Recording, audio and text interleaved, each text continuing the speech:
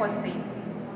Karena perkembangan teknologi yang semakin pesat, Samsat mengeluarkan dua fitur terbaru untuk mempermudah masyarakat dalam pembayaran pajak.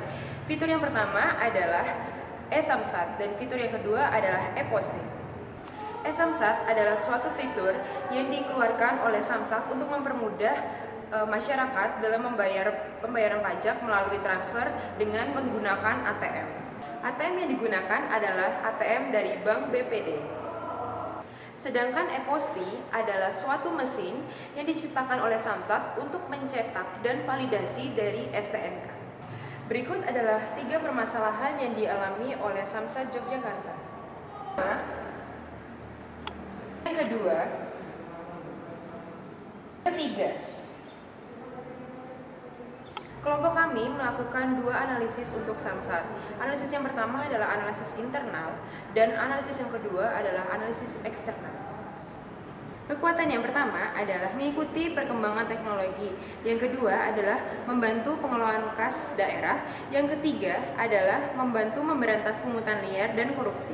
Kelemahan yang pertama adalah letak mesin e-Posti yang belum strategis atau susah dijangkau oleh masyarakat. Yang kedua adalah keterbatasan di nasabah pengguna bank lain untuk mentransfer pajak karena hanya bisa dilakukan oleh nasabah dari Bank BPD. Yang ketiga adalah belum banyaknya masyarakat yang mengetahui tentang adanya e-Samsat dan juga e-Posti.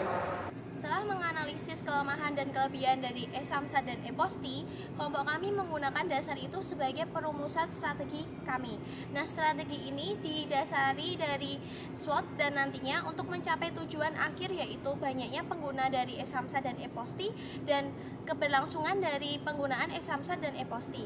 Untuk itu, menurut kelompok kami adalah ketika orang-orang mau memakai, kita harus mengubah stigma dari masyarakat mengenai pembayaran offline dan menggantinya dengan pembayaran menggunakan e-Samsat dan e-Posti. Untuk itu, maka nama strategi kami adalah stigma. Yang pertama adalah socialize, di mana socialize ini memperkenalkan e-Samsat dan e-Posti untuk nantinya akan diketahui oleh masyarakat. Nah, caranya adalah yang pertama, e-Posti harus menentukan logonya terlebih dahulu karena logo ini nantinya akan menjadi awareness atau orang-orang akan mengetahui e-Posti ketika mereka melihat logonya dan itu akan terbayang-bayang di dalam pikiran mereka. Dan yang kedua adalah iklan.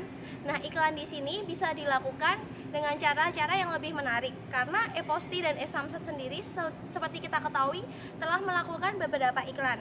Nah, di sini untuk baliho bisa saja menggunakan kata-kata yang lebih menarik dan mengundang masyarakat untuk menggunakan. Seperti contohnya adalah bayar pajak cuma 3 menit, siapa coba yang nggak mau. Nah, seperti itu sehingga mereka akan lebih tertarik.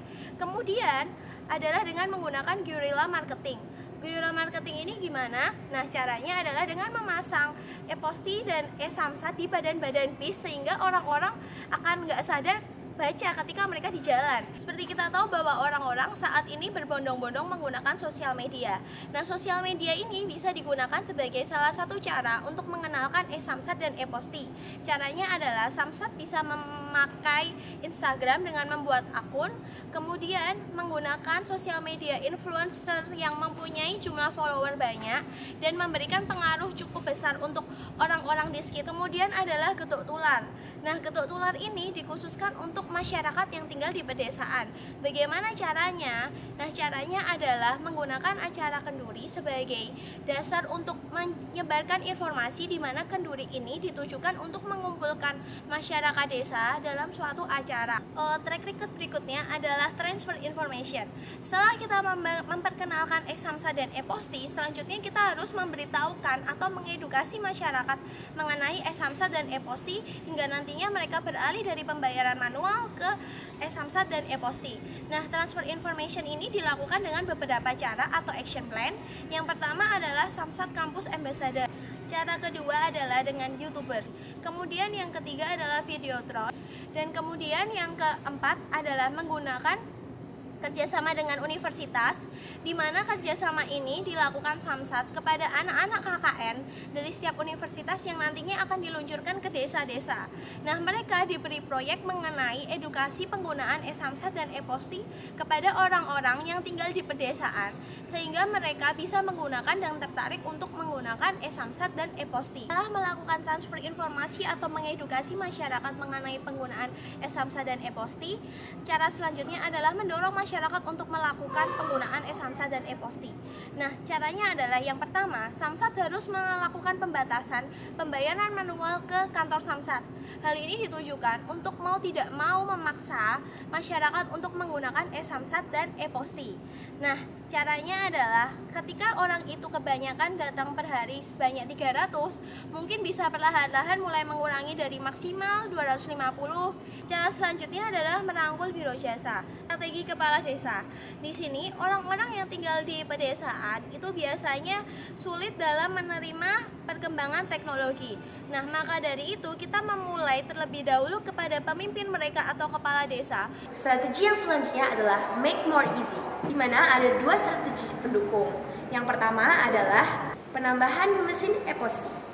Yang kedua adalah fasilitas auto debit. Strategi berikutnya adalah abundance, di mana yang pertama strategi pendukungnya adalah sumber daya manusia, dan yang kedua adalah Samsat Army.